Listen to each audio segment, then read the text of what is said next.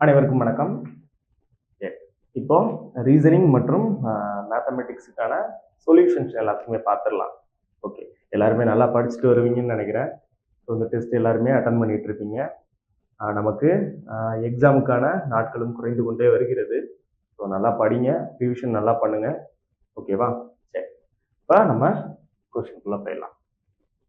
Question number 176 என்ன கேட்டிருக்காங்க அப்படின்னா, a pair die is rolled, find the probability of getting an even number or multiple of 3 அப்படின்னு கொடுத்துருக்காங்க.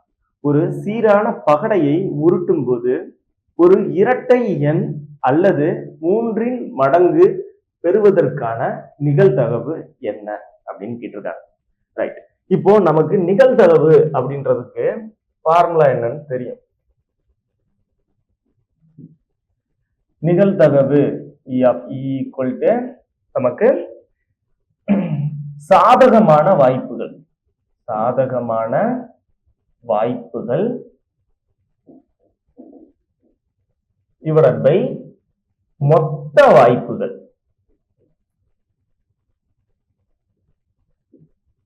இப்போ 2 பகடைகள் இருக்கு, அப்ப 2 பகடைன்னு சொல்லிட்டாங்க. ஒரு சீரான பகடை, சரியா? அப்போ ஒரு பகடை இருக்கு அப்படின்னா ஒரு பகடையில மொத்தம் எத்தனை முகங்கள் இருக்கு, பேஸ் எத்தனை இருக்கு அப்படின்னு பார்த்தோம் அப்படின்னா அதுதான் மொத்த வாய்ப்பு. எத்தனை இருக்கு? 6 முகங்கள் இருக்கு. ஓகேவா? அதே மாதிரி இப்ப நமக்கு என்ன கேட்டிருக்கேன் அப்படின்னா அது இரட்டைப்படை எண்ணா இருக்கணும் அல்லது 3 மடங்காக இருக்கணும் அல்லது அப்படின்னு சொல்லியிருக்காங்க. அப்போ பிளஸ்ங்கிறது நமக்கு ஆட்டோமேட்டிக்கா வந்துடும். அப்போ இரட்டை எண் அப்படின்றது என்னென்னது? 2, 4, 6. சரியா? 2, 4, 6. அதுக்கப்புறம் என்ன சொல்லியிருக்கான் அப்படின்னா 3 மடங்கு. அப்ப 3 மடங்கு யாரெல்லாம் இருக்கா?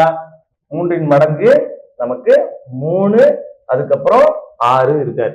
இங்கேயும் 6 இருக்கு, இங்கேயும் 6 இருக்கு. அப்போ ஒரு இடத்துல மட்டும் நம்ம 6 எடுத்துக்கிட்டா போதும். அப்போ 1, 2, 3, 4. அப்போ 4 வாய்ப்புகள் நமக்கு இருக்கு. சரியா? சாதகமான வாய்ப்புகள் 4, சரியா? மொத்த வாய்ப்புகள் 6. இதை டிவைட் பண்ணோம், இன்னும் சிம்பிளிஃபை பண்ணோம்னா 2/3 தேர்ட் ஆப்ஷன்ல கொடுத்துருக்காங்க. சரியா? அவ்வளவுதான். அதாவது 2, 4, 6ங்கிறது இரட்டைப்படை எண். அதுக்கப்புறம் 3, 6ங்கிறது 3னுடைய மடங்கு. சரியா? அப்போ இங்க 6ங்கிறது 2 டைம்ஸ் இருக்கு, அதனால நான் சிங்கிள் டைமா எடுத்துக்கிறேன். அப்படி எடுத்துக்கிட்டேன் அப்படின்னா எனக்கு சாதகமான வாய்ப்புகள் எத்தனை முறை இருக்கும் அப்படின்னா 4 முறை இருக்கும். மொத்த வாய்ப்புகள் 6 முறை. அப்ப 4/6 2/3ங்கிறது தான் நமக்கான answer. Right. Question number 177 simple இன்ட்ரெஸ்ட்ல இருந்து கேட்கப்பட்ட ஒரு கேள்வி. ஆண்டுக்கு 8% தனிவட்டி வீதத்தில் ஒரு தொகை 13,000 எத்தனை ஆண்டுகளில் 15,080 ஆக உயரும் அப்படின்னு கேட்டிருக்காங்க. நமக்கு தனிவட்டிக்கு ஃபார்முலா தெரியும். Simple interest equal to PNR divided by 100 அப்படின்னு தெரியும். நமக்கு சொல்லிட்டாங்க அமௌண்ட் 15,080 மாறுதான். எவ்வளவுல இருந்து?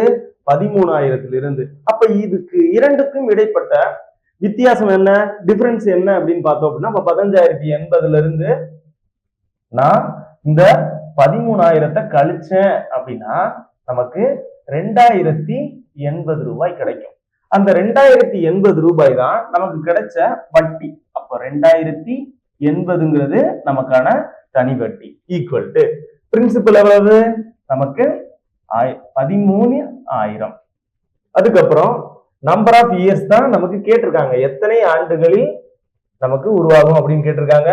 ஸோ நான் அதை எக்ஸ்ன்னு எடுத்துக்கிட்டேன். ரேட் ஆஃப் இன்ட்ரெஸ்ட் என்ன? ரேட் ஆஃப் இன்ட்ரெஸ்ட் நமக்கு 8%. அப்போ பர்சன்டேஜ்னா டிவைடட் பை 100 அப்படின்னு போடுவோம். 2 0க்கு 2 0 கேன்சல் பண்ணிடுவோம்.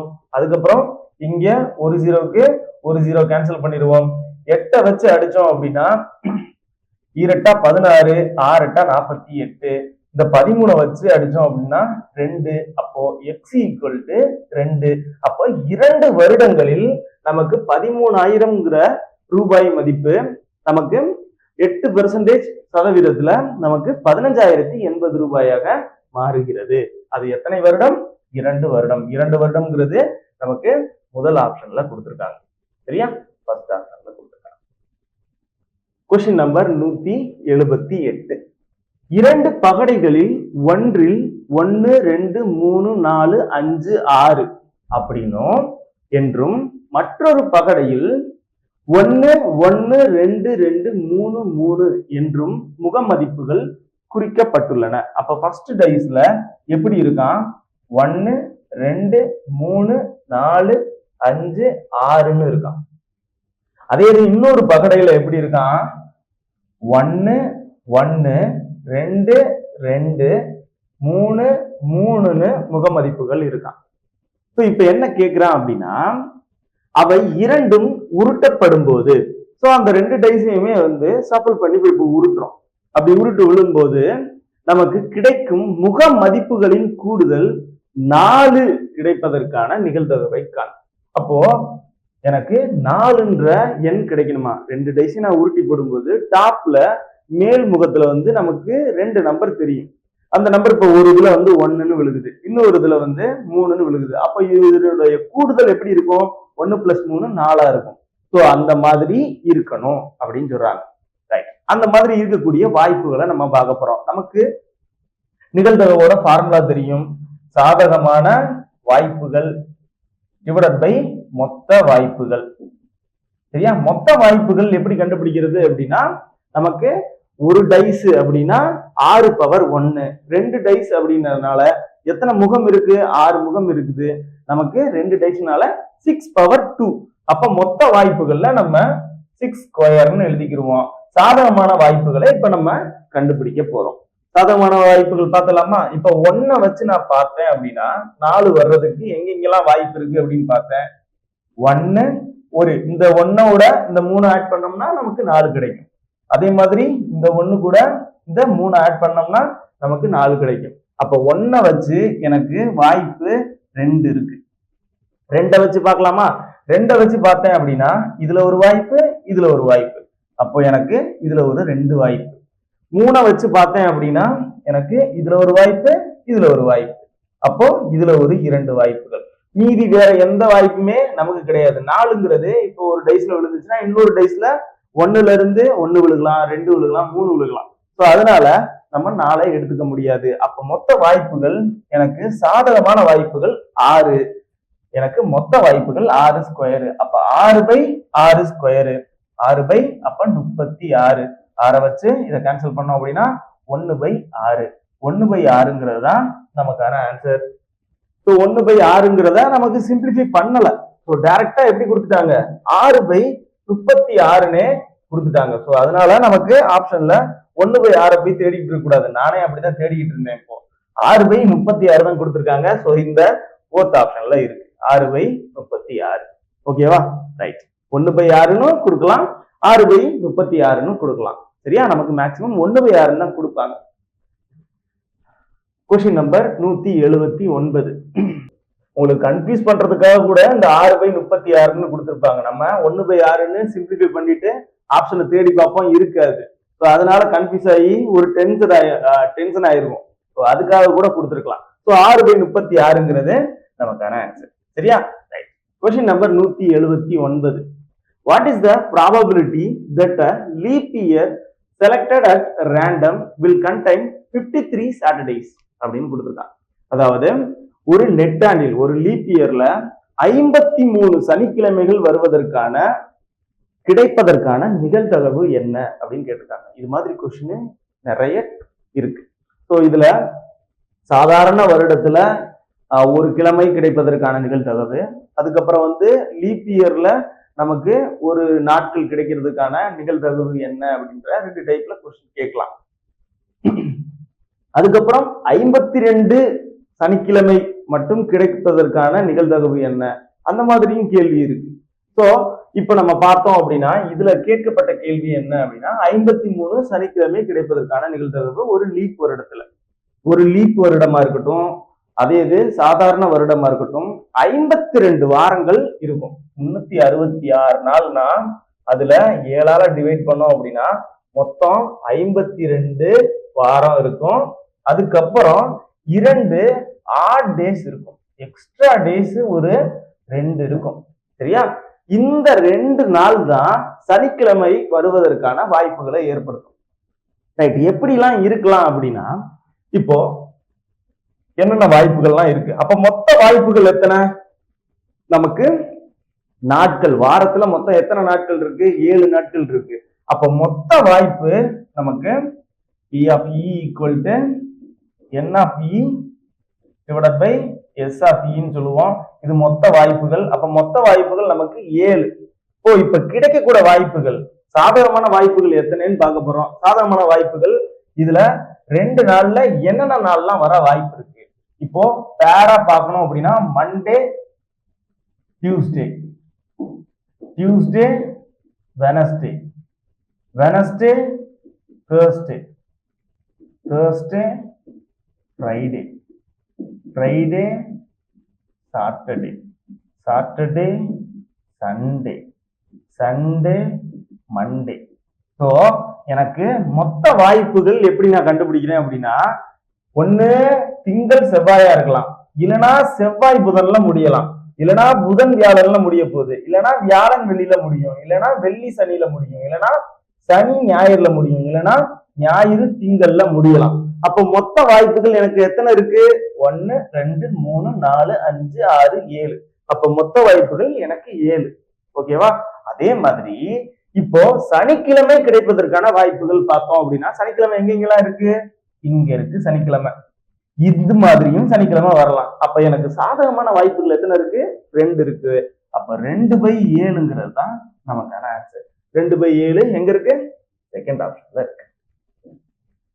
இதே இது ஒரு சாதாரண வருடத்துல கேட்டிருக்காங்கன்னு வச்சுக்குவோம். அப்ப என்ன பண்ணிருப்போம்? சாதாரண வருடத்துல 365 நாள் இருக்கும். அதை 7ஆல டிவைட் பண்ணோம் அப்படின்னா 52 வாரம் இருக்கும், ஒரு எக்ஸ்ட்ரா டேஸ் இருக்கும்.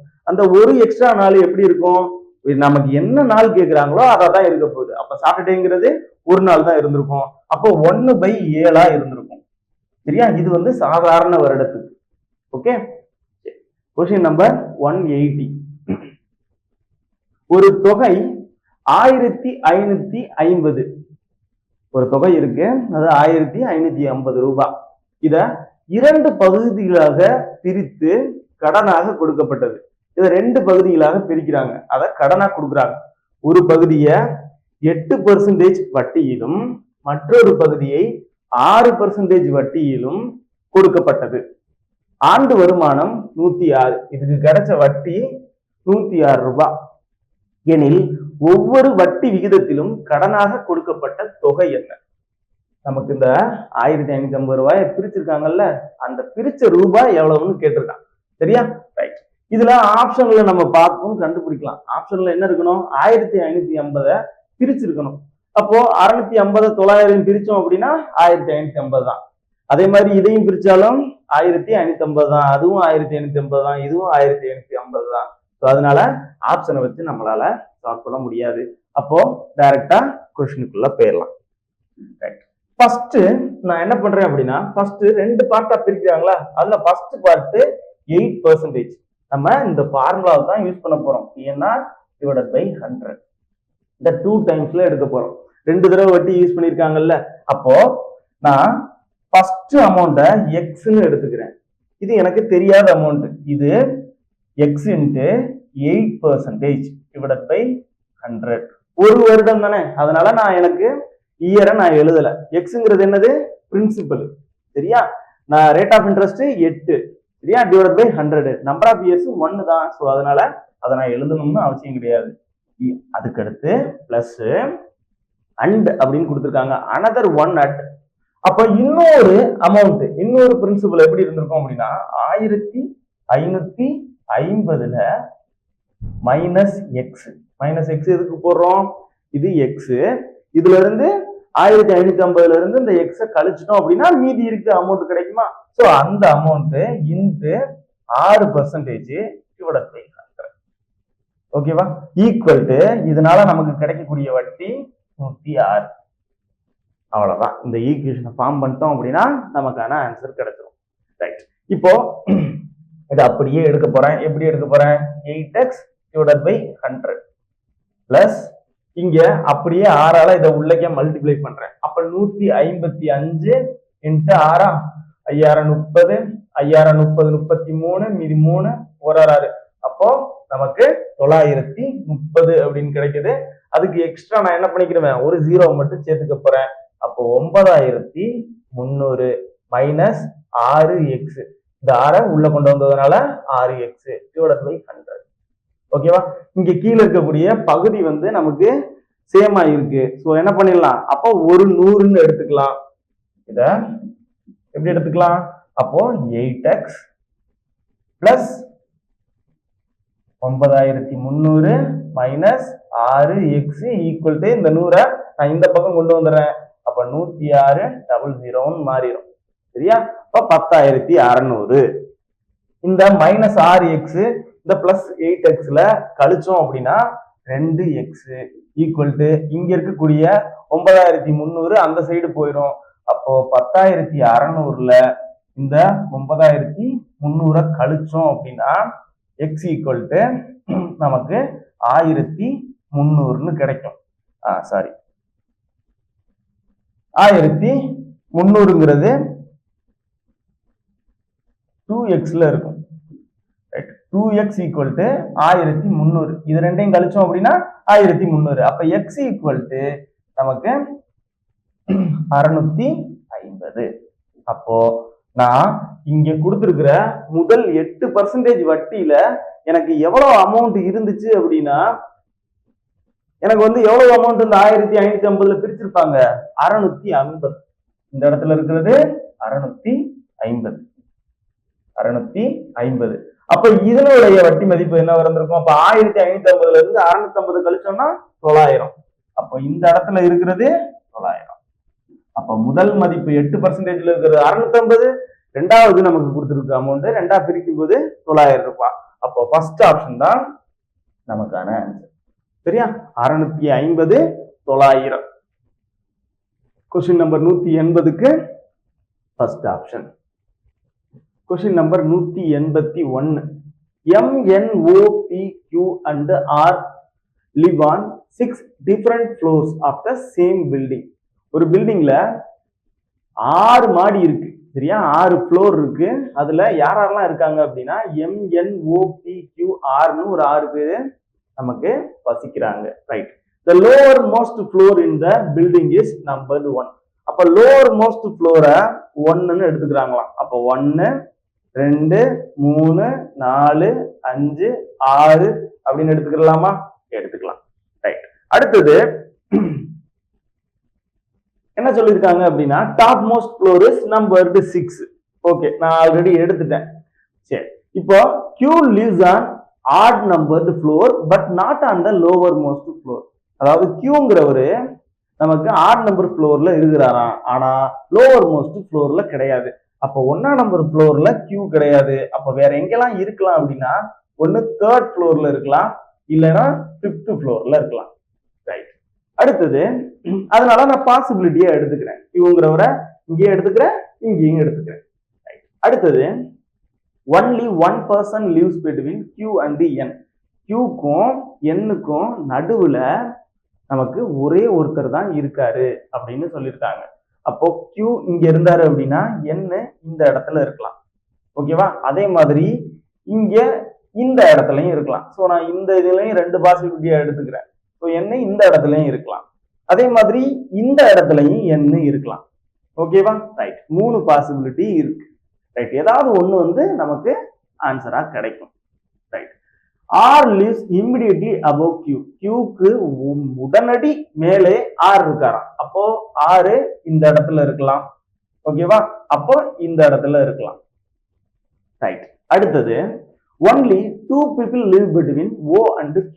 Oக்கும் Qக்கும் நடுவுல 2 பேர் இருக்காங்களாம். அப்போ Oங்கிறவரு இந்த சைடு வச்சு பார்த்தோம் அப்படின்னா இந்த இடத்துல இருக்கலாம். வேற எங்க பார்க்க முடியும்? இந்த இடத்துல நமக்கு O இருக்கிறதுக்கு வாய்ப்பு இல்லை, கீழே. அப்ப Oங்கிறவரு இங்கதான் இருக்க முடியும். ஸோ இந்த இடத்துல நான் எடுத்துக்கிறேன். அதுக்கு அடுத்து if P lives immediately above R. Rக்கு உடனடி மேல P இருக்கிறாராம். ஸோ அப்போ பிக்கு மேல உடனடியா, அதாவது ஆறுக்கு மேல உடனடியா பி இருக்கணும். அப்போ இந்த இது நமக்கு வாய்ப்பு கிடையாது. ஏன்னா 6வது ஃப்ளோர்ல தான் ஆக்சுவலி ஆறு இருக்காரு. அப்போ ஆறுக்கு பிக்கு மேலதான் ஆறே இருக்கணும்னு சொல்லும் போது நம்மளால இந்த இது இருக்க முடியாது. அப்ப ஆறுக்கு மேல பி இருக்கிறாரு அப்படின்னா இந்த இடத்துலதான் இருக்க முடியும். அப்போ அந்த எண்ணும் கேன்சல் ஆயிடுச்சு. அப்ப என்ன இந்த இடத்துல தான் இருக்காருன்னு அர்த்தம். இப்ப நமக்கு கேள்வி என்ன கேட்டிருக்காங்க, OPRQN. அப்ப மீதி இருக்கிறது யாரு, எம் தான். அப்ப செகண்ட் ஃப்ளோர்ல எம் தான் இருந்திருப்பாரு. இப்ப கேள்வி என்ன கேட்டிருக்காங்க அப்படின்னா, வேர் டஸ் எம் லிவ், எம் எந்த ஃப்ளோர்ல இருக்காரு, எம் எங்கே வசிக்கிறார் அப்படின்னு கேட்டிருக்காங்க. 2வது ஃப்ளோர். 2வது ஃப்ளோருங்கிறது நமக்கு 3rd ஆப்ஷன்ல கொடுத்திருக்காங்க. ஓகேவா, 2வது தளம். Question number 182. 7 பெட்டிகள் ஒன்றன் மேல் ஒன்றாக வைக்கப்பட்டுள்ளன, ஆனால் ஒரே வரிசையில் இருக்க அவசியம் இல்லை. ரைட், 7 பெட்டிகள் இருக்கு, அத ஒண்ணு மேல ஒண்ணு வச்சிருக்காங்க. Right, S is 5th from the top. எஸ்ங்கிறவரு டாப்ல இருந்து நமக்கு 5வது இடத்துல இருக்காராம். அப்போ நமக்கு எப்பவுமே பாக்ஸஸ ஒண்ணு மேல ஒண்ணு அடுக்கிருக்காங்க அப்படின்னா அப்போ கீழே இருக்கிறது தான் 1 2 3 4 5 6 7 இருந்திருக்கும். மேல இருந்து 5வது இடத்துல அப்படின்னு பார்க்கும்போது 1 2 3 4 5 இந்த இடத்துலதான் யார் இருந்திருக்காரு, எஸ் இருந்திருக்காரு. ஓகேவா, அப்போ 3வது பெட்டியா எஸ் இருக்கு. ஓகேவா, 2 பாசிபிலிட்டியில எடுத்துக்கிறேன். அடுத்தது only 2 boxes are kept between S and V. எஸ்க்கும் விக்கும் நடுவுல 2 பெட்டி இருக்கான். அப்போ எஸ்க்கும் விக்கு நடுவுல 2 பெட்டினா இங்கே இருக்கு, கீழே இருக்க வாய்ப்பு இல்லை. அப்போ இந்த இடத்துல நான் எடுத்துக்கிறேன். 2 பாசிபிலிட்டியாவே எடுத்துக்கிறேன், ஏன்னா ஏதாவது ஒண்ணு கேன்சல் ஆயிடும். அடுத்து R is kept just below V. விக்கு கீழே உடனடி கீழே யார் இருக்காரு அப்படின்னா R இருக்காராம். ஸோ R உனக்குள்ளதான் இருக்காரு. அடுத்து only 2 boxes are kept between P and T. Pக்கும் Tக்கும் நடுவுல 2 பெட்டி இருக்கு, 2 பாக்ஸ் இருக்கு அப்படின்னு சொல்லியிருக்காங்க. ரைட், இப்போ அடுத்த பாயிண்ட் என்ன சொல்லியிருக்காங்க அப்படின்னா, P is placed in one of the position above T. Tக்கு மேலதான் P இருக்கிறாரு அப்படின்னு சொல்லியிருக்காங்க. அப்ப Tக்கு மேல P இருக்கிறாரு அப்படின்னா T இங்க இருக்கலாம், T இங்க இருக்கலாம். வேற எங்க வாய்ப்பு இருக்கு, P இங்க இருக்கலாம், P இங்க இருக்கலாம். அதே மாதிரி P இங்க இருக்கலாம், P இங்க இருக்கலாம். ஆல்ரெடி நம்ம இங்கே எழுதியிருக்கோம். ஸோ அதனால எந்தவித பிரச்சனையும் கிடையாது. ஓகே, இருக்கட்டும். இப்போ only one box is kept between S and Q. எஸ்க்கும் கியூக்கும் நடுவுல ஒரு பெட்டி இருக்கான். ஸோ இந்த சைடு உள்ளதுல பாருங்க, எஸ்க்கும் கியூக்கும் நடுவுல ஒரு பெட்டி இருக்கிறது மாதிரி எங்கேயாவது நமக்கு வாய்ப்பு இருக்கான்னு பாருங்க. நம்மளால சால்வ் பண்ண முடியாது. அப்போ கியூ எந்த இடத்துல இருப்பாரு, இந்த இடத்துல இருந்தா மட்டும்தான் ஒரு பெட்டி இந்த இடத்துல இருக்க முடியும். அப்ப மீதி இருக்கிற ஒரே ஒரு பர்சன் யாரு, அந்த PQRSTU தான் இருந்திருப்பாரு. அப்போ இந்த இடத்துல யூ இருந்திருப்பாரு. ஓகே, இருக்கட்டும். இப்ப கொஸ்டின் என்ன கேட்டிருக்கான் அப்படின்னா, which box is kept 4th from the bottom. பாட்டம்ல இருந்து 4th யார் இருக்காங்க அப்படின்னு கேட்டிருக்கான். 1 2 3 4. 4வது இடத்துல டி இருக்கிறாரு. டிங்கிறவரு 3rd ஆப்ஷன்ல கொடுத்திருக்காங்க. ஓகேவா, சிம்பிளான கேள்வி, கொஞ்சம் டைம் எடுக்கும். இருந்தாலும் இந்த மாதிரி பாசிபிலிட்டி வச்சு சால்வ் பண்ணோம் அப்படின்னா ஈஸியா சால்வ் பண்ணிடலாம். Right, question number 183. What is the angle between the hour hand and the minute hand at 4:45 அப்படின்னு கொடுத்திருக்காங்க. 5:15 மணி நேரம் முன்பு, 5:15 மணி நேரம் உள்ள நிலையில் மணிமுள்ளிற்கும் நிமிடமுள்ளிற்கும் இடையே உள்ள கோணம் காண்க. அப்ப என்ன அர்த்தம் அப்படின்னா, 5 மணி நேரத்துக்கு 5 மணிக்கு 1/4 மணி நேரத்துக்கு முன்னாடி அப்படின்னா 4:45. டைமே ட்விஸ்ட்ல தான் கொடுத்துருக்கான். இப்ப 4:45க்கு மணிமுள்ளுக்கும் நிமிடமுள்ளுக்கும் இடைப்பட்ட கோணம் காண்க அப்படின்னு சொல்லியிருக்கான். ரைட், இத எப்படி சால்வ் பண்ணலாம் அப்படின்னா, ஒண்ணு கன்வென்ஷனல் மெத்தட்ல சால்வ் பண்ணலாம், இல்லைன்னா ஷார்ட்கட்ல ஃபார்முலா யூஸ் பண்ணி சால்வ் பண்ணலாம். ரைட், எப்படி வேணாலும் சால்வ் பண்ணாலும் ஓகே தான். ரைட், இப்போ நான் என்ன பண்றேன் அப்படின்னா, நான் கன்வென்ஷனல்ல ஃபர்ஸ்ட் சால்வ் பண்றேன். என்ன 4:45 எடுத்துக்கிறேன். 4:45 எடுத்துக்கிறேன். இது எல்லாத்துக்குமே யூஸ் ஆகும். 4:45 எடுத்துக்கிறேன். இதுல ஃபர்ஸ்ட் நான் அவர் ஹேண்ட் செக் பண்ணணும், அதுக்கடுத்து மினிட் ஹேண்ட் செக் பண்ணணும். ரெண்டையும் மைனஸ் பண்ணா நமக்கான ஆன்சர் கிடைக்க போகுது. அப்ப ஹவர் ஹேண்டுக்கு நான் என்ன பண்ணுவேன் அப்படின்னா, 1 மணி நேரத்துக்கு மணிமுள்ளானது 30 டிகிரி மூவ் ஆகும். அப்ப 4 மணி நேரத்துக்கு எவ்வளவு மூவ் ஆயிருக்கும்? 4 × 30 டிகிரி 120 டிகிரி மூவ் ஆயிருக்கும். அதுக்கடுத்து இந்த 45 நிமிஷத்துலயும் நமக்கு மூவ் ஆயிருக்கும். அப்போ 45 நிமிஷம்னா 22.5 டிகிரி மூவ் ஆயிருக்கும். அப்ப 142.5 டிகிரி மணிமுள்ளு மட்டும் மூவ் ஆயிருக்கும். இப்ப மினிட் ஹேண்ட் செக் பண்ண போறோம். 1 நிமிஷத்துக்கு 6 டிகிரி மூவ் ஆயிருக்கும். அப்ப 45 நிமிஷத்துக்கு எத்தனை டிகிரி மூவ் ஆயிருக்கும் அப்படின்னு பார்க்க போறோம். நமக்கு அப்போ 270 டிகிரி மூவ் ஆயிருக்கும். சரியா? 270 டிகிரி. இத ரெண்டையும் டிஃபரன்ஸ் பார்க்க வேண்டியதான். அப்ப 270ல 142.5 போயிருச்சுன்னா எவ்வளவு அப்படின்னு பார்த்தோம் அப்படின்னா 127.5 டிகிரி நமக்கு கோணம் கிடைச்சிருக்கும். இது 4th ஆப்ஷன்ல கொடுத்துருக்காங்க. ரைட்டா?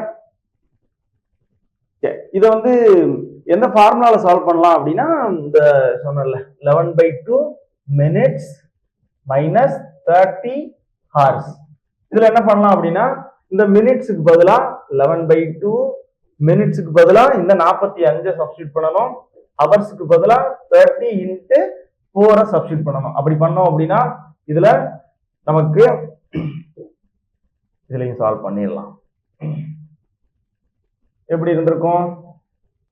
அப்ப 120 இங்கே இதை வச்சு கேன்சல் பண்ணோம் அப்படின்னா 22.5 கிடைச்சிருக்கும். அப்ப 22.5 11ஆல மல்டிப்ளை பண்ணோம் அப்படின்னா நமக்கு 5 7 4 2 அப்போ 247.5 கிடைச்சிருக்கும். இதுல இருந்து 120 கழிச்சோம் அப்படின்னா 127.5 டிகிரி அப்படின்னு கிடைச்சிருக்கும். ரைட்டா? 2 டைப்ல நம்ம இந்த கொஸ்டினை சால்வ் பண்ணலாம். Question number 184. What will be the acute angle between the hour hand and the minute hand at 4:37? So நம்ம ஃபர்ஸ்ட் கொஸ்டின் இதுக்கு முன்னாடி உள்ள கொஸ்டின் எப்படி சால்வ் பண்ணோமோ அதே மாதிரி தான் சால்வ் பண்ண போறோம். ரைட்டா? இது அக்யூட் ஆங்கிள் கேட்டாலும் சரி, அப்டியூஸ் ஆங்கிள் கேட்டாலும் சரி, நமக்கு என்ன கேட்டிருக்கேன் அப்படின்னா இடையே உள்ள கோணம், அவ்வளவுதான். மணிமுள்ளுக்கும் நிமிடமுள்ளுக்கும் இடையே உள்ள கோணம் காண்க. அதுக்கு நம்ம கன்வென்ஷனல் மெத்தட்லயும் சால்வ் பண்ணலாம், ஷார்ட்கட்லயும் சால்வ் பண்ணலாம். கன்வென்ஷனல் மெத்தட்ல என்ன பண்ணிருப்போம்? 4:37 எடுத்துக்கிடுவோம். ஃபர்ஸ்ட் ஹவர் ஹேண்டு, அதுக்கடுத்து மினிட் ஹேண்டு. ஓகேவா? ஹவர் ஹேண்டு ஃபர்ஸ்ட் என்ன பண்ணுவோம் அப்படின்னா, இந்த ஹவருக்கு உள்ளது 4 × 30 120 டிகிரி பிளஸ் 37 அப்படின்னு பார்க்கும்போது 18.5 ஒரு நிமிஷத்துக்கு 0.5 டிகிரினா அப்ப 37 நிமிஷத்துக்கு 18.5 டிகிரியா இருந்திருக்கும். அப்போ 138.5 டிகிரி மணிமுள்ளு மூவ் ஆயிருக்கும். அப்ப நிமிட முள் பாக்குறோம் 37 × 6 அப்பனா அரையில 42 6 3 18 19 192. அப்போ இந்த இதுக்கு 192க்கும் கரெக்டா தான் பண்ணிருக்கனா? 7 42 மீதி 4 6 3 18 22 222. ஸோ இந்த இடத்துல 192 வராது, 222 ஜீரோவா? அப்போ இதுல இருந்து 5, அதுக்கடுத்து 11ல 8 போச்சு அப்படின்னா 3, அதுக்கப்புறம் அதுக்கடுத்து 11ல 3 போச்சு அப்படின்னா 8, 83.5. இது செகண்ட் ஆப்ஷன்ல கொடுத்துருக்காங்க. இல்ல எனக்கு இந்த கன்வென்ஷனல் மெத்தட்ல இன்னும் கன்ஃபியூஸா இருக்கு அப்படின்னா இதே வந்துடலாம். 11/2 minutes minus 30 hours. ஓகேவா? அப்போ 11/2 மினிட்ஸுக்கு 37 இன்ட்டு 37 மைனஸ் 30 × 4. அப்போ இதுல ஒரு 120, இதை வச்சு இதை கேன்சல் பண்ணோம் அப்படின்னா நமக்கு 18.5. அப்போ அதை கால்குலேட் பண்ணோம் அப்படின்னா 83.5 5 அப்படின்னு கிடைச்சிருக்கும். ஓகேவா? Right. Question number 185. At what time between 2:30 p.m. and 3:30 p.m. will the hands of a clock be together அப்படின்னு கேட்டிருக்காங்க. அதாவது எப்போ மணிமுள்ளும் நிமிடமுள்ளும் 2:30 இருந்து 3:30க்குள்ள எந்த டைம்ல கோயின்சைட் ஆகும்னு கேட்டிருக்கான். 2 முள்ளும் ஒன்றோட ஒன்று மேற்பொருந்துவதை ஏற்படுத்தும் அப்படின்னு கேட்டிருக்கான். அதாவது ஒரு முள் இருக்கு, ஒரு கிளாக் இருக்குன்னு வச்சுக்கோங்க. இப்போ 2:30 3:30க்குள்ள எந்த டைம்ல வந்து நமக்கு வந்து கோயின்சைட் ஆயிருக்கும், டுகெதர் ஆயிருக்கும் அப்படின்னா இந்த மாதிரி 3:15 இருந்து 3:20க்குள்ள நடந்திருக்கும். ஸோ இந்த மாதிரி டைமுக்குள்ள தானே நடந்திருக்கும். இப்படிதான் முள்ளு வந்து மேற்பொருந்துல ஏற்படுத்திருக்கும். அப்போ இது வந்து 3:15 இருந்து 3:20க்குள்ள நடந்திருக்கும். இப்ப நம்ம ஷார்ட்கட்லயே பாத்திரலாம். அப்ப 3:15 இருந்து 3:20க்குள்ள நடந்திருக்கும். இதுல மினிமம் டைமை மட்டும் ஃபர்ஸ்ட் எடுத்துக்கிடுவோம். 3:15 15/11. இந்த 11 எப்படி வந்துச்சு அப்படின்னா மினிட் ஹேண்டோட கெயின் டைம் சொல்லுவாங்க 60/55. ஸோ இதை வச்சுதான் நம்ம சால்வ் பண்ணிருப்போம். இது ஒரு பெரிய கால்குலேஷன் வரும். இது இப்போதைக்கு தேவையில்லை. எப்படி இந்த இதை ஞாபகம் வச்சுக்கலாம் அப்படின்னா ஒவ்வொரு ஆன்சருக்கும் 11 தான் ஆப்ஷன்ல இருக்கும். ஸோ பகுதியில 11 எது இருக்கோ அது ஆன்சரா வர்றதுக்கு வாய்ப்பு இருக்கும். அதை எப்படி கண்டுபிடிக்கிறோம் அப்படின்றத பாக்குறோம். இப்போ 3:15 இருந்து 3:20க்குள்ள கோயின்சைட் ஆக போகுது. அதுல 3:15. அப்ப அந்த மினிட்ல மட்டும் நான் எடுத்துக்கிற போறேன். இப்ப எனக்கு இந்த டைம் தேவையில்லை. அப்போ இந்த டைமோட கொடுத்துருந்தாங்க அப்படின்னா 3:15 நான் எடுத்துருந்துருக்கலாம். எனக்கு 3:15 இருக்கு. இப்போ 3:15 இந்த மினிட்ஸை நான் என்ன பண்றேன் அப்படின்னா மறுபடியும் 15/11 எழுதுறேன். அப்ப எழுதுனேன் அப்படின்னா இதுல பகுதி வந்து சின்னதா இருக்கு, தொகுதி வந்து பெருசா இருக்கு. அப்ப நான் இதை இன்னும் சிம்பிளிஃபை பண்ணலாம். அப்ப பண்ணேன் அப்படின்னா 1 4/11 மாறிடும். இந்த 1 கொண்டு வந்து இதுல ஆட் பண்ணிடுவேன். ஆட் பண்ணோம் அப்படின்னா 3 16 4/11. ஆன்சர் என்னன்னு செக் பண்ணி பாக்குறோம். 14 16/11 வராது. 14 6/11 வராது. 16 4/11ங்கிறது தேர்ட் ஆப்ஷன்ல கொடுத்துருக்காங்க நமக்கு. அப்போ எந்த டைம்ல கோயின்சைட் ஆயிருக்கு அப்படின்னா 3 16 4/11ல கோயின்சைட் ஆயிருக்கு. சரியா? ரைட். Question number 186.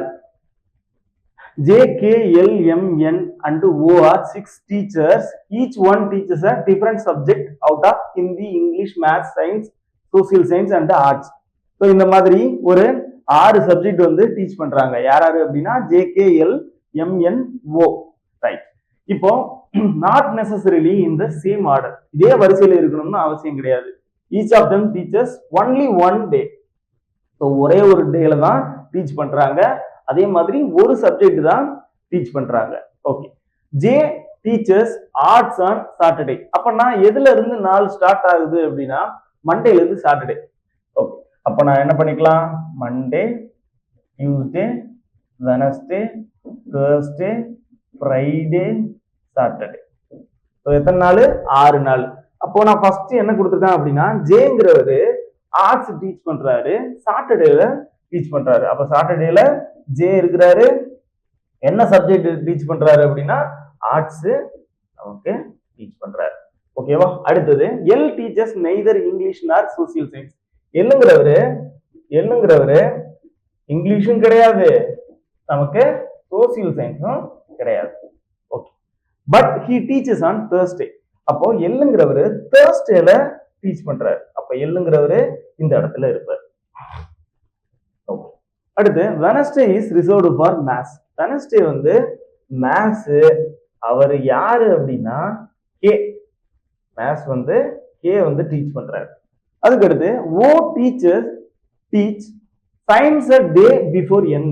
எண்ணுக்கு முன்னாடி ஓ டீச் பண்றாராம். எண்ணுக்கு முன்னாடி ஓ டீச் பண்றாரு.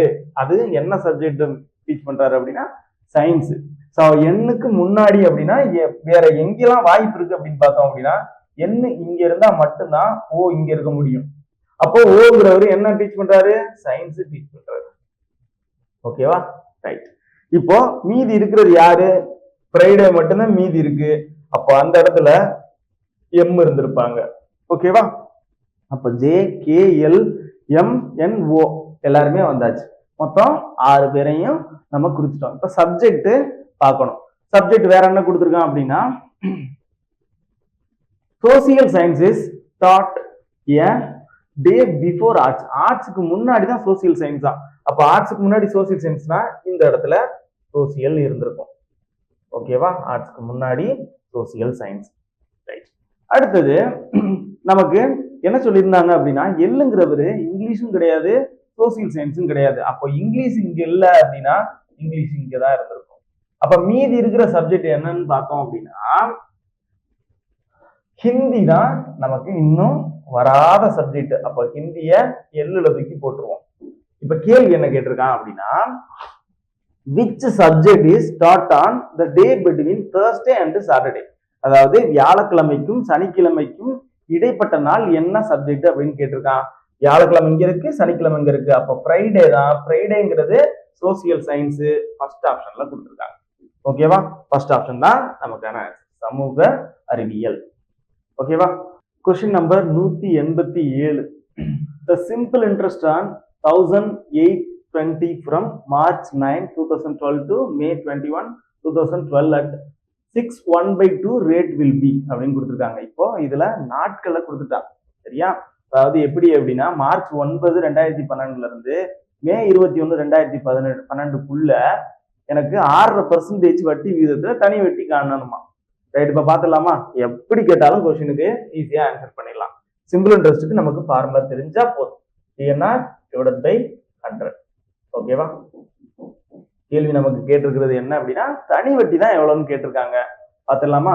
இப்போ மார்ச் 9 இருந்து மார்ச் 31 வரைக்கும் எத்தனை நாள் இருந்திருக்கும்? அப்ப மார்ச் மந்த்ல நமக்கு பேலன்ஸ் டேஸ் எவ்வளவு இருந்திருக்கும் அப்படின்னா 22 நாள் இருந்திருக்கும்.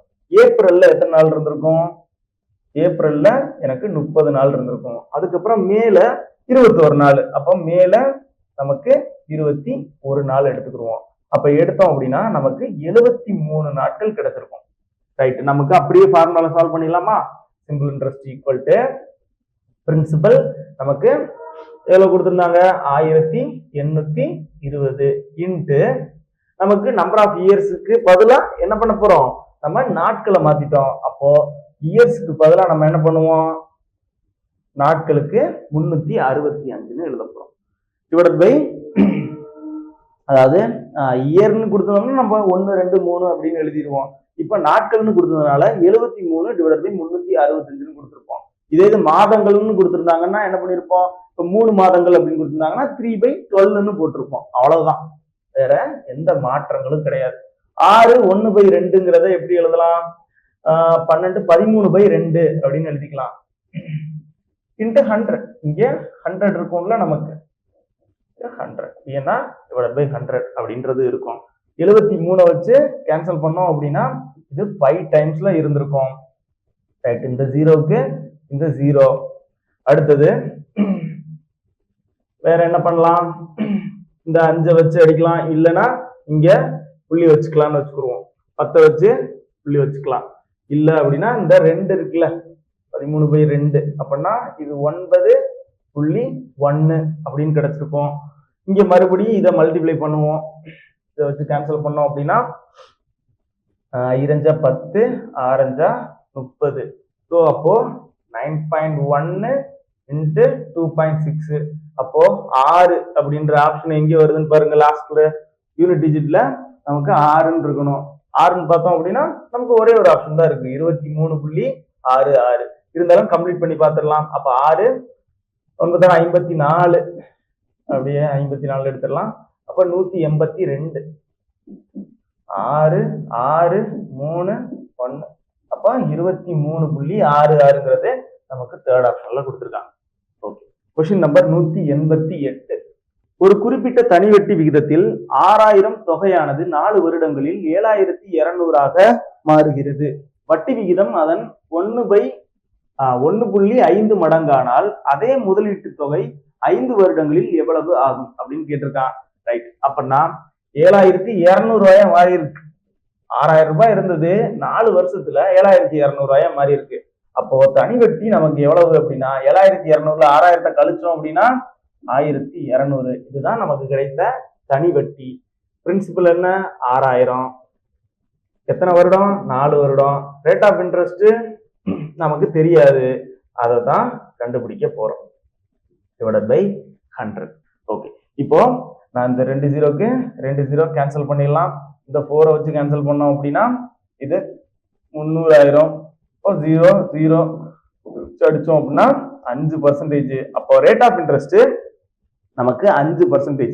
இப்ப என்ன சொல்லியிருக்காங்க அப்படின்னா வட்டி விகிதம் அதன் 1.5 மடங்கானால், அப்போ 1.5 மடங்குனா 5ஓட 1.5 மடங்கு அப்படின்னு பார்த்தோம் அப்படின்னா 7.5.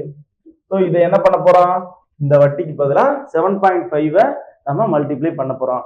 5 வருடத்துக்கு கேட்டிருக்காங்க. அப்பனா 6000 இன்ட்டு 7.5ங்கிறத நான் 15/2ன்னு எடுத்துக்கிறேன். ஓகேவா? வருஷம் 5 டிவைடட் பை 100. 2 ஜீரோக்கு 2 ஜீரோ கேன்சல் பண்ணிடலாம். இந்த 2 வச்சு கேன்சல் பண்ணோம் அப்படின்னா 30. அப்போ 15 3 45 450ன்னு வச்சுக்கிடுவோம். 10 300 450 5. அப்போ 0 5 25 மீதி 2 5 20 2250. சரியா? 2250னா இங்க எனக்கு மொத்த தொகை எவ்வளவுன்னு கேட்டிருக்காங்க. அப்ப 6000தோட இந்த 2250 கூட்டணும் அப்படின்னா நமக்கு 8250. எந்த ஆப்ஷன்ல கொடுத்திருக்காங்க அப்படின்னா செகண்ட் ஆப்ஷன்ல கொடுத்திருக்காங்க. ஓகேவா? அப்போ 188க்கு நமக்கு 1.5% 1 மடங்கு வந்து நமக்கு 1.5 இன்க்ரீஸ் பண்ணாங்க அப்படின்னா 5 வருஷத்துல நமக்கு 8250 ரூபாய் கிடைச்சிருக்கும். Right. Question number 189. In how many years will sum of money double itself at 18.75% per annum simple interest அப்படின்னு கேட்டிருக்காங்க. 18.75% ஆண்டு தனி வட்டியில் எத்தனை வருடங்களில் ஒரு குறிப்பிட்ட தொகை இரட்டிப்பாகும் அப்படின்னு கேட்டிருக்காங்க. இரட்டிப்பாகும் அப்படின்னாலே நம்ம இந்த சிம்பிள் இன்ட்ரெஸ்ட்டுக்கு 1ன்னு எடுத்துக்கிடுவோம். ஓகேவா? ஈக்குவல் டு பிரின்சிபலுக்கும் 1ன்னு எடுத்துக்கிற போறோம். இதே 3 மடங்குன்னு கொடுத்திருந்தாங்கன்னா இங்க 2 1ன்னு எடுத்திருப்போம். ஓகேவா? ரைட். இப்போ எனக்கு வட்டி விகிதம் 18.75ன்னு கொடுத்துட்டாங்க. இதை நான் இன்னும் ஃபர்தரா சிம்பிளிஃபை பண்ணேன் அப்படின்னா 75/4ன்னு கிடைச்சிருக்கும். Divided by 100. ஓகே, இப்போ எனக்கு கேட்டிருக்கிறது என்ன அப்படின்னா எத்தனை வருடங்கள். ஓகேவா? அப்ப எக்ஸ். ஓகே, இப்போ 75 வச்சு இதை கேன்சல் பண்ணோம் அப்படின்னா 4, இது 3. ஓகேவா? 3/4. நமக்கு வேற என்ன கொடுத்திருக்காங்க? 25. In how many years will sum of money double itself? 18.75. கரெக்டா தான் போட்டிருக்கேன். நானாங்க 16. So நானாங்க 16 16/3.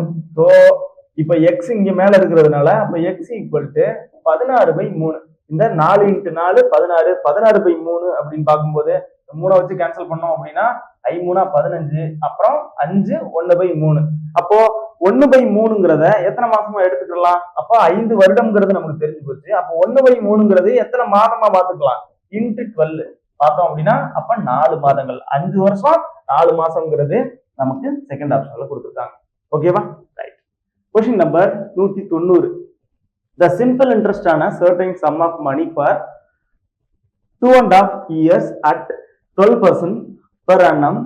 If Rs 40 less than the simple interest on the same sum for 3.5 years at 10% per annum, find the sum அப்படின்னு கொடுத்திருக்காங்க. ஒரு குறிப்பிட்ட தொகையின் 2.5 வருடங்களுக்கான ஆண்டு வட்டி 12%இலிருந்து 12%இன் தனி வட்டியானது அதே தொகையின் 3.5 வருடங்களுக்கான ஆண்டு வட்டி 10% விகிதத்தில் தனி வட்டி தொகையை விட 40 குறைவாகும் அப்படின்னு கொடுத்திருக்காங்க.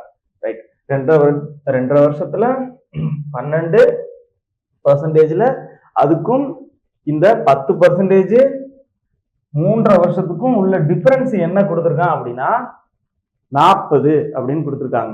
ஓகேவா? அப்ப 2ஐயும் நான் மைனஸ் பண்ணி 40ன்னு எடுத்துக்க போறேன். 2 PNR / 100 போட்டு 40ன்னு எடுத்துக்க போறேன். அவ்வளவுதான். ஸோ நான் இப்ப எப்படி எடுத்துக்கலாம் அப்படின்னா இந்த 3ங்கிறத நான் என்ன பண்ணிக்கலாம் 7/2 அப்படின்னு எடுத்துக்கலாம். 7/2 இன்ட்டு 100 ஓகேவா வட்டி விகிதம். ஸோ இன்ட்டு எனக்கு எத்தனை வட்டி விகிதம்ங்கிறதுல இது வருடம் 7/2ங்கிறத நான் வருடமா எடுத்துக்கிட்டேன். பிஎன்ஆர் டிவைடட் பை 100க்கு தரேன். எனக்கு எக்ஸ்ன்னு எடுத்துக்கிற போறேன். சரியா? ஃபர்ஸ்ட் வந்து எக்ஸ்ன்னு எடுத்திருக்கேன். 7x டிவைடட் பை 2 இன்ட்டு 100ங்கிறது நமக்கு வட்டி விகிதம். ஸோ வட்டி விகிதம் 10. Okay right. மைனஸ் 2ங்கிறத 5/2 இன்ட்டு 100ன்னு எடுத்துக்கிறேன். எக்ஸ் இன்ட்டு 12% ஈக்குவல் டு அதோட டிஃபரன்ஸ் 40 குறைவாக உள்ளது. இதுல இருந்து இதை கழிக்கும் போது எனக்கு 40 கிடைக்குது அப்படின்னு அர்த்தம். ரைட். இப்போ இந்த 0க்கு 0 கேன்சல் பண்ணிட்டோம் அப்படின்னா 7x/20 மைனஸ் இந்த வேற என்ன பண்ணலாம் அப்படின்னா இந்த 2 வச்சு கேன்சல் பண்ண 20 கீழே இருக்கிறது மாதிரி வச்சுக்கிடுவோம். 6 அப்போ இங்க 5 வச்சு கேன்சல் பண்ணோம் அப்படின்னா இது 20. அப்போ இந்த இடத்துல 6xன்னு வச்சுக்கிட்டு டிவைடட் பை 20ன்னு எடுத்துக்கலாம். அப்ப 20ங்கிறதே இருக்கட்டும் 40. ஸோ அப்போ 7x மைனஸ் எக்ஸுங்கிறது 6xங்கிறத எக்ஸ் ஈக்குவல் டு 40 இன்ட்டு 20. அப்ப 40 இன்ட்டு 20 அப்படின்னா எக்ஸ் ஈக்குவல் டு 800. ஓகேவா? அப்போ எனக்கு இந்த தொகை எவ்வளவு அப்படின்னு பார்த்தோம் அப்படின்னா பிரின்சிபல் எவ்வளவுன்னு பார்த்தோம் அப்படின்னா 800 ரூபாய். ஸோ ஒரு குறிப்பிட்ட தொகை, அந்த தொகை வந்து நமக்கு 800. 2 பேருக்குமே தொகை வந்து ஈக்குவல் தான் சொல்லியிருக்கான். ஸோ அதனால இந்த 800 ரூபாயில 2.5 வருஷத்துல 12% தனிவட்டியானது ஒரு அமௌண்ட் கிடைச்சிருக்கும். அதுல இருந்து அதே மாதிரி 800 ரூபாயில 3.5 வருஷத்துக்கு 10%ல ஒரு வட்டி கிடைச்சிருக்கும். இந்த ரெண்டுக்கும் உள்ள டிஃபரன்ஸ் 40 ரூபாய். அப்படின்னா எனக்கு வட்டி எவ்வளவு, இது சம் எவ்வளவுன்னு கேட்டிருந்தாங்க பிரின்சிபல், அது 800 ரூபாய் அப்படின்றத கண்டுபிடிச்சிட்டோம். ஓகே, அது நமக்கு 4th ஆப்ஷன்ல கொடுத்துருக்காங்க. Question number 191. ரூபாய் 8400 தொகைக்கு ஆண்டு வட்டி 12.5 விகிதத்தில் 3 வருடங்களில் சேர்ந்த கூட்டு வட்டி என்ன? கூட்டு வட்டி மட்டும் கேட்டிருக்காங்க.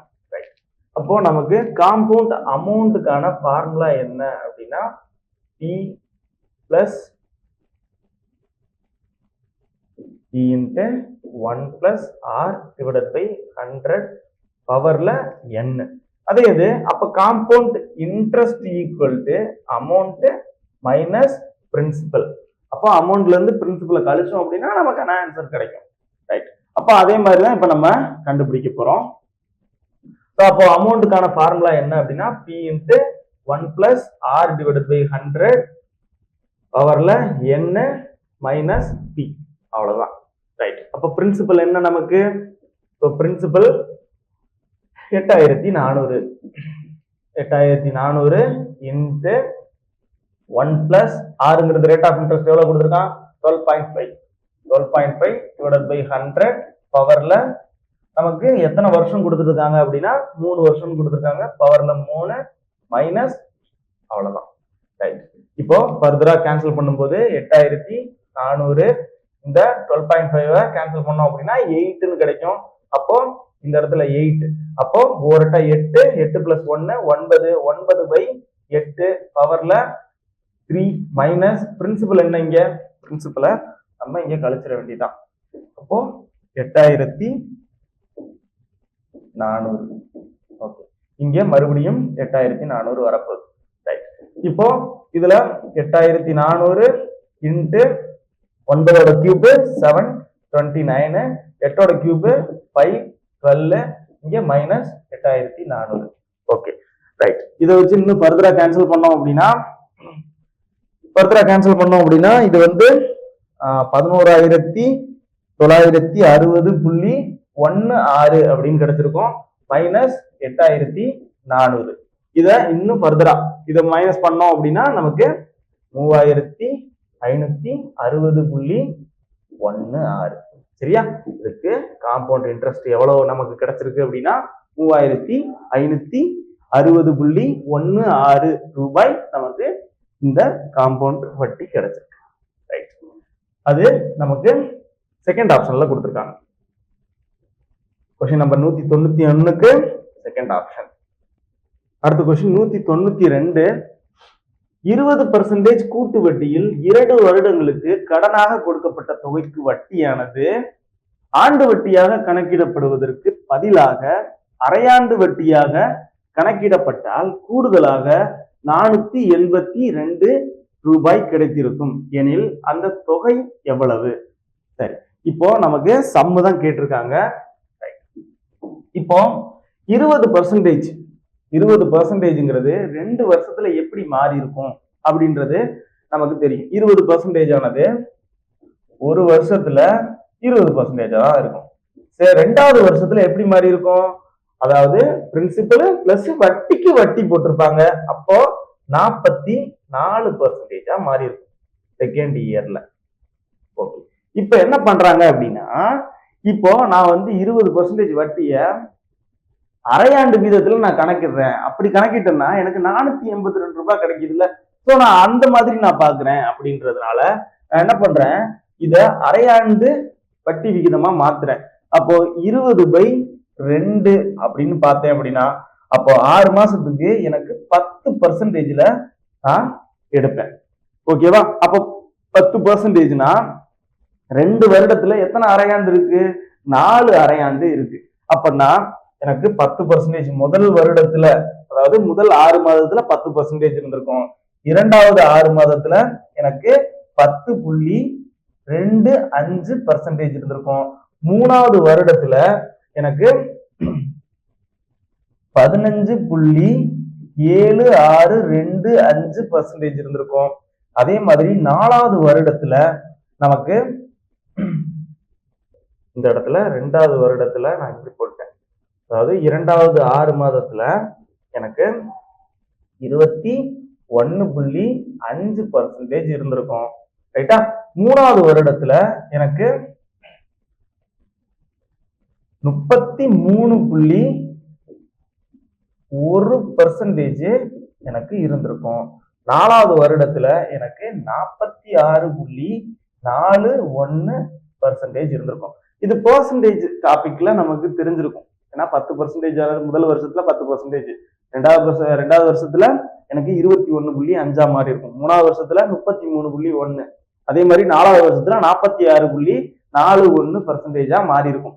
ரைட், இப்ப என்ன சொல்றான் அப்படின்னா, இந்த 2 வருஷத்துக்கு 20%, இந்த 4 வருஷத்துல, அதாவது 4 அரையாண்டுன்றதுனால இப்படி எனக்கு மாறிடுச்சு. அப்போ இந்த 4வது வருஷத்துல எப்படி இருந்திருக்கும் அப்படின்னா 46.41% எனக்கு கிடைச்சிருக்கும். இது ரெண்டுக்கும் உள்ள டிஃபரன்ஸ் தான் இங்க கொடுத்திருக்கான். அரையாண்டுக்கு வட்டியாக கணக்கிடப்பட்டால் கூடுதலாக 482 ரூபாய் கிடைக்குது அப்படின்னு சொல்லியிருக்காங்க. அப்ப இந்த 2 இதுக்கும் உள்ள டிஃபரன்ஸ் தான் இந்த 482. அப்ப 46.41ல இருந்து எனக்கு டிஃபரன்ஸ் என்ன அப்படின்னா 2.41 தான் இந்த 482. கேள்வி என்ன கேட்டிருக்கான் அப்படின்னா, எனக்கு அந்த தொகை எவ்வளவு அப்படின்னு கேட்டிருக்கான். அப்ப 100% எவ்வளவு அப்படின்றத பார்க்க போறோம். இந்த 2.41 வச்சு கேன்சல் பண்ணோம் அப்படின்னா இது 2 டைம்ஸ் இருந்திருக்கும். அப்போ 20,200 கிடைச்சிருக்கும். அப்போ 2 × 100 இது ரெண்டையும் மல்டிப்ளை பண்ணிருமா? மல்டிப்ளை பண்ணோம்னா 20,000. ஸோ அப்ப எனக்கு தொகை எவ்வளவு அப்படின்னா 20,000. 20,000ங்கிறது நமக்கு செகண்ட் ஆப்ஷன்ல கொடுத்துருக்காங்க. ஓகேவா? ரைட். Question number 193. ஒரு குறிப்பிட்ட தொகை 2 வருடங்களில் 1008 ஆகவும் 3 வருடங்களில் 1164 ஆகவும் உள்ளது எனில் வட்டி விகிதத்தின் தொகையை காண்க அப்படின்னு கேட்டிருக்காங்க. அதாவது வட்டி விகிதம் காண்க, நமக்கு ஆப்ஷனபிளா வட்டி விகிதம் தான் கேட்டிருக்காங்க. ரைட். இப்போ 3 வருஷத்துல 1164, 2 வருஷத்துல 1008. அப்ப இது ரெண்டுக்கும் உள்ள டிஃபரன்ஸ் பார்த்தோம்னா 1.5 வருஷத்துக்கான வட்டி மட்டும் நமக்கு கிடைச்சிருமா? அப்ப 1164 மைனஸ் 1008 பண்ணோம் அப்படின்னா நமக்கு 14 6. அப்ப இந்த இடத்துல 5 இருந்திருக்கும், இங்க 1 இருந்திருக்கும். 156 ரூபாய் நமக்கு 1.5 வருஷத்துக்கு 156 ரூபாய் எனக்கு வட்டி கிடைச்சிருக்கு. அப்போ எனக்கு இந்த 2 வருடத்துல எவ்வளவு வட்டி கிடைச்சிருக்கும் அப்படின்றத பாத்துலாமா? 2 வருடத்துல எப்படி இருக்குன்னு பாத்துலாமா? அப்போ இந்த இன்ட்டு 2 டிவைடட் பை 1.5. சரியா? 2 வருடத்துக்கு எவ்வளவுன்னு பார்க்க போறேன். பாக்குறதுக்கு அப்ப இந்த 1.5 நான் என்னன்னு எடுத்துக்கலாம்? 3/2ன்னு எடுத்துக்கலாமா? இப்ப 3/2 இருக்கிறது 2 இங்க மேல போயிடும். அப்போ இந்த 3 வச்சு கேன்சல் பண்ணோம் அப்படின்னா 5 2 2 4. அப்போ 52 இன்ட்டு 4. அப்போ 4 2 8 4 5 20 21 218 ரூபாய் எனக்கு 2 வருஷத்துல வட்டியா கிடைச்சிருக்கும். அப்போ ஒரு குறிப்பிட்ட தொகை 2 வருடங்களில் 1008 ஆகவும், அப்ப அந்த 1008ல 218 கழிச்சுட்டேன் அப்படின்னா எனக்கு இந்த வட்டி வீதம் கண்டுபிடிச்சிடலாமா? அப்போ 1008ல இருந்து 4 2 8 4 5 20 208. சரியா? 208 ரூபாய். அப்போ இதுல இருந்து 1008ல இருந்து நான் இப்போ 208 கழிச்சுட்டேன் அப்படின்னா எனக்கு எவ்வளவு ரூபாய் கிடைக்கும்? பிரின்சிபல் 800 ரூபாய் கிடைக்கும். அப்ப 800 ரூபாயில எனக்கு எவ்வளவு வட்டி கிடைச்சிருக்கு? 208 ரூபாய் வட்டி கிடைச்சிருக்கு. அதுக்கப்புறம் 2 வருடம் இன்ட்டு எக்ஸ் போட்டுறேன் டிவைடட் பை 100. இப்போ எனக்கு ரேட் ஆஃப் இன்ட்ரெஸ்ட் கண்டுபிடிச்சிடலாமா? 2 0க்கு 2 0 கேன்சல் ஆயிருச்சு. இந்த 8 வச்சு கேன்சல் பண்ணோம் அப்படின்னா எனக்கு 2 16 6 48. 2 வச்சு அடிச்சோம் அப்படின்னா 13. அப்ப rate of interest equal to 13%. சரியா? 13%ங்கிறது எனக்கு ஃபர்ஸ்ட் ஆப்ஷன்ல கொடுத்திருக்காங்க. ஓகே. Question number 194. 13/1/3 ஆண்டு வட்டியில் அரையாண்டுக்கு ஒரு முறை வட்டி கணக்கிடப்பட்டால் எத்தனை ஆண்டுகளில் 3375 ஆனது 4096 மாறும்? இந்த ஆப்ஷன், இந்த கொஸ்டினை பார்த்த உடனே எனக்கு தெரியும் இது வந்து அரையாண்டுன்னு கேட்டாங்கன்னா நமக்கு 1.5 வருஷம், ஆண்டு வட்டின்னு கேட்டிருந்தாங்கன்னா 3 வருஷம். அவ்வளவுதான். ஏன் அப்படின்னா இந்த 3375ங்கிறது 15 கியூப், 4096ங்கிறது 16ஓட கியூப். ஓகேவா? அப்ப கியூப்னா என்ன? பவர்ல 3 வந்துச்சுனால என்னது? வருடம் தான். என்னதானே நமக்கு ஃபார்முலால கொடுத்திருந்தோம் பவர்ல. அப்போ 3 வருடங்களில் இந்த மாதிரி இருந்திருக்கும். 3 வருடம்ங்கிறது நமக்கு முழு வருடமா இருந்துச்சுன்னா, இங்க என்ன சொல்லியிருக்காங்க? அரையாண்டுக்கு ஒரு முறை. அப்படின்னா 3/2 equal to 1 1/2. So second option. சரியா? செகண்ட் ஆப்ஷன் தான் நமக்கான ஆன்சர். அரையாண்டுக்கு ஒரு முறை. இல்ல அப்படின்னா நமக்கு ஃபார்முலால தான் சால்வ் பண்ணணும். ஃபார்முலால சால்வ் பண்ணி தான் இந்த ஆன்சரை எடுக்க முடியும். இந்த மாதிரி கொஸ்டின்லாம் கொஞ்சம் டிஃபிகல்ட்டா இருந்துச்சுன்னா கண்டிப்பா இந்த மேல இருக்கக்கூடிய சம்ம பார்க்கணும். சரியா? பார்த்தோம் அப்படின்னா ஈஸியா ஆன்சர் பண்ணிடலாம். Right. Question number 195. The difference between compound interest and simple interest ஆன sum for 2 years. 2 வருஷத்துக்கான compound interest simple interestக்கான டிஃபரன்ஸ் சொல்லிட்டான். Difference equal to PR square divided by 100 square. இது 2 வருஷத்துக்கு, 2 இயர்ஸ்க்கு. ஓகேவா? 3 இயர்ஸ்க்கு என்ன formula? Difference equal to PR square 300 plus 6 divided by 100 cube. ஓகேவா? இதுதான் வந்து 3 வருஷத்துக்கான ஃபார்முலா. ரைட். இப்ப 2 வருஷத்துக்கு நம்ம பார்த்துடலாம். 2 வருஷம் தான் கொடுத்திருக்காங்க. the difference between compound interest and simple interest ஆன sum for 2 years at 8% 768. அப்ப டிஃபரன்ஸ் வந்து 768. பிரின்சிபல் எவ்வளவுன்னு நமக்கு கொடுக்கல, சம் தான் கேட்டிருக்கான். அப்ப பி எடுத்துக்குவோம் அப்படியே. ஸோ எத்தனை வருஷத்துக்கு அப்படின்னா 2 வருஷத்துக்கு. 2 வருஷத்துக்கு தான் நமக்கு ஃபார்முலாவே. அப்ப rate of interest 8 into 8 divided by 100 into 100. ஓகேவா? சரி. இப்ப 8 வச்சு இங்க கேன்சல் பண்ணோம் அப்படின்னா 9 72. அதுக்கடுத்து 6 48. ஓகே. மறுபடியும் 8 வச்சு கேன்சல் பண்ணோம் அப்படின்னா 12. ஓகே. இங்க 100 இன்ட்டு 100 அப்ப 10,000 போயிடும். அப்ப 12 இன்ட்டு 10,000. ஓகேவா? 1,20,000. 1,20,000ங்கிறது நமக்கு செகண்ட் ஆப்ஷன்ல கொடுத்துருக்காங்க. அப்ப தொகையானது எனக்கு 1,20,000 20,000. Right. Question number 196. 4 males P1, P2, P3 and P4 are sitting in a row facing towards north. So P1, P2, P3, P4ங்கிறவங்க நார்த் டைரக்ஷனை ஃபேஸ் பண்ணி இருக்காங்களாம். அதே மாதிரி A1, A2, A3, A4ங்கிறவங்க south டைரக்ஷனை face பண்ணி இருக்காங்களா. Facing towards the face of the males அப்படின்னா அவங்க சவுத் டைரக்ஷனை ஃபேஸ் பண்ணி இருப்பாங்க. அப்போ இந்த மாதிரி இருப்பாங்க 4 பேரு, இந்த மாதிரி ஒரு 4 பேர் இருந்திருப்பாங்க. ரைட்டா? சரி, இப்போ சவுத்த ஃபேஸ் பண்ணி இருக்கிறவங்க எல்லாம் A1, A2, A3, A4. நார்த்த face பண்ணி இருக்கிறவங்க P1, P2, P3, P4. ஓகேவா? ரைட். இப்போ P1 and P4 sit at the ends அப்படின்னு கொடுத்திருக்காங்க. அப்போ P1ம் P4ம் எண்ட்ல இருக்காங்க அப்படின்னு சொல்லிட்டாங்க. அதாவது நார்த் டைரக்ஷன்ல தானே இருக்காங்க. அதனால இந்த இடத்துல இருக்க போறாங்க. அப்ப P1, P4 நான் பாசிபிலிட்டில எடுத்துக்கிறேன். அப்ப P4, P1 இப்படி இருக்கலாம். ஓகே, இப்ப P1, P4 வச்சு வேற எங்கேயாவது சொல்லியிருக்காங்களா அப்படின்றத பார்க்கலாம். P4 is facing A1, A1 and A4 at the ends அப்படின்னு கொடுத்திருக்காங்க. Okay, right. இப்போ ஃபர்ஸ்ட் மேல இருக்கிறத அதுக்கு அடுத்து பார்த்துடலாம். P1 and P4 sit at the ends அப்படின்னு கொடுத்திருக்கானா. சரி, நம்ம P1, P4 எழுதிட்டோம். அடுத்து A3 and P2 are facing each other அப்படின்னு கொடுத்திருக்காங்க. ரைட். அப்போ A3ங்கிறவங்க யாரை ஃபேஸ் பண்ணியிருக்கான் அப்படின்னா P2-வை ஃபேஸ் பண்ணி இருக்கான். அதுக்கு அடுத்து இந்த A3-ய வச்சு என்ன சொல்றான் அப்படின்னா A3யோட செகண்ட் லெஃப்ட் A4, A3யோட செகண்ட் லெஃப்ட். அப்ப A3 இங்க இருந்தா மட்டும்தான் இவங்களுடைய செகண்ட் லெஃப்ட் யாரா இருக்க முடியும்? A4-ஆ இருக்க முடியும். ஓகேவா? A3ங்கிறவங்க அங்க இருந்தா மட்டும்தான் செகண்ட் லெஃப்ட் அங்க இருக்க முடியும், A4. அப்ப நான் A3யோட ஆப்போசிட் யாருன்னு சொல்லியிருக்காங்க?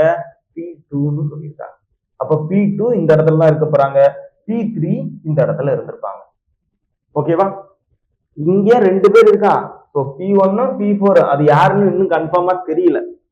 ரைட்.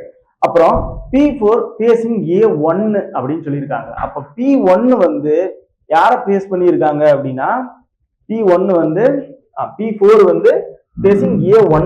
அப்ப P4ங்கிறவரு கண்டிப்பா எங்கதான் இருந்திருக்க முடியும் அப்படின்னா இங்கதான் இருந்திருக்க முடியும். அப்ப P4 இவர் தான். அப்ப P1 இவரா தான் இருந்திருக்க முடியும். ஓகேவா? அப்ப P4 வந்து A1 ஃபேஸ் பண்ணியிருக்காரு. அப்ப A2 இவரா தான் இருந்திருப்பாரு. அப்போ இந்த இடத்துல A1ம் A4ம் எண்ட்ல இருக்காங்களா? A1 A4 எண்ட்ல தான் இருக்காங்கன்றத நம்ம ஆல்ரெடி போட்டாச்சு. which of the following statement is correct? A4 is facing P1. A4 வந்து P1 ஃபேஸ் பண்ணியிருக்காரு. Correct. P4 is second to the left of that male who is facing A2.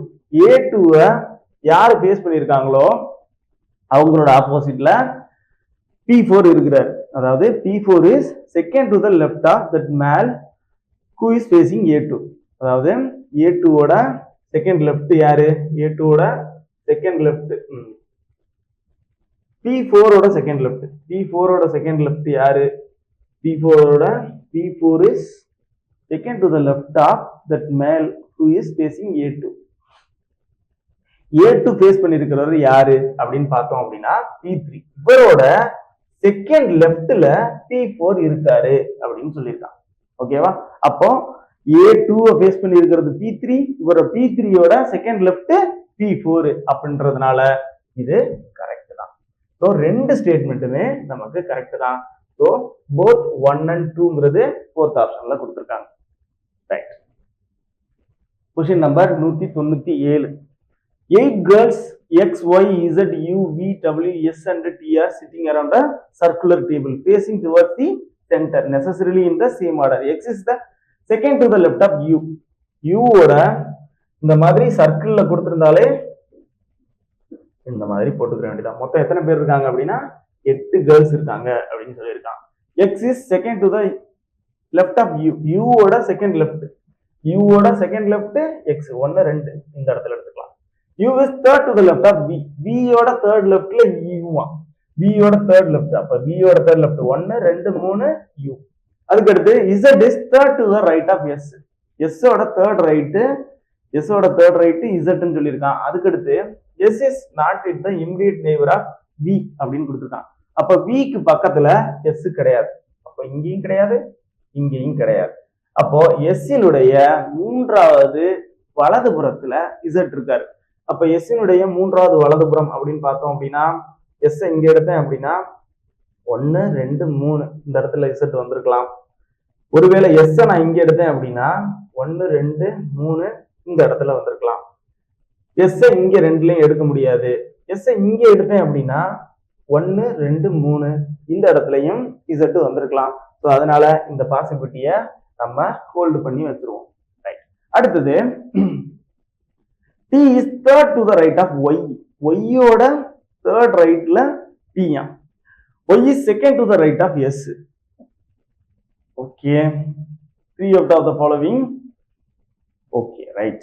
இப்போ நான் இந்த மாதிரி எடுத்ததை விட S வச்சு எடுத்தோம்னா இன்னொரு பாசிபிலிட்டி எடுக்கலாம். ரைட். நான் வந்து இன்னொரு சர்க்கிள் எடுத்துக்கிறேன். எடுத்துட்டு இப்ப நான் வந்து ஃபர்ஸ்ட் பாயிண்ட்ல இருந்து நான் சால்வ் பண்றதை விட எஸ்ல இருந்து போறேன். Z is third to the right of S. S ஓட தேர்ட் ரைட், S ஓட தேர்ட் ரைட் 1 2 3 S ஓட தேர்ட் ரைட் Z. அதுக்கு அடுத்து SS not immediate neighbor of V. So Vங்கிறவரு இங்க கிடையாது, Vங்கிறவரு இங்க கிடையாது. ஓகே. அடுத்தது T is third to the right of Y. Y is second to the right of S. S ஓட செகண்ட் ரைட் Y யா. S ஓட செகண்ட் ரைட், S ஓட second right 1 1 2 இது Y. அதுக்கு அடுத்து T is third to the right of Y. Y யோட third right T யா. Y யோட third right. அப்போ 1 2 3 இங்க T இருந்திருப்பாரு. ஓகேவா? ரைட். இப்போ அடுத்த பாயிண்ட் இப்ப மேல இருக்கிறது கூடக்கு போலாம். X is second to the left of U. U ஓட செகண்ட் லெஃப்ட் X. U ஓட செகண்ட் லெஃப்ட் X. அதுக்கு அடுத்து U is third to the left of V. V ஓட third left U. So V ஓட தேர்ட் லெஃப்ட். V இங்க ரெண்டு வரமாட்டாப்ல. அப்ப V எந்த இடத்துல வந்திருக்கலாம்? V ஓட தேர்ட் லெஃப்ட். V ஓட தேர்ட் லெஃப்ட். அப்போ V ஓட தேர்ட் லெஃப்ட் அப்படின்னு எடுத்துக்கிட்டோம்னா V இங்க வச்சுக்கணும்னா 1 2 3 இந்த இடத்துல U வந்திருக்கலாம். ஓகேவா? U இந்த இடத்துல வந்திருக்கலாம். இல்ல நான் V இங்க வச்சேன் அப்படின்னா 1 2 3 வர முடியாது. ஸோ அப்ப U இந்த இடத்துல தான் இருக்க முடியும். அப்போ V ஓட தேர்ட் லெஃப்ட்ல U இருக்கிறாரு. இப்போ X is second to the left of U. U ஓட செகண்ட் லெஃப்ட். U ஓட செகண்ட் லெஃப்ட் 1 2 3 இந்த இடத்துல தான் 1 2 அப்படின்னு வைக்கிறதுனால X இந்த இடத்துல எடுத்துக்கலாம். ஓகேவா? ரைட். அப்ப மீதி இருக்கிறது யாரு அப்படின்னு பார்த்தோம் அப்படின்னா ஒரே ஒருத்தர் தான் இருக்காரு. X Y Z. அப்போ Z இல்லைல்ல, Z ஆல்ரெடி இங்க வந்துட்டாரு. ஸோ அப்போ யாரா இருப்பா? X Y Z. U வந்தாச்சு, V வந்தாச்சு, W தான் இல்லை. ஸோ W இந்த இடத்துல இருப்பார். இப்ப என்ன கேட்டிருக்கான் அப்படின்னா which of the following does not belongs that group அப்படின்னு கொடுத்துருக்கான். YES னா Y எங்க இருக்கு? Y இந்த இருக்கு. Y யோட செகண்ட் லெஃப்ட் S. Y யோட second left S. Okay. W ஓட second left V. Okay. W ஓட செகண்ட் லெஃப்ட் V.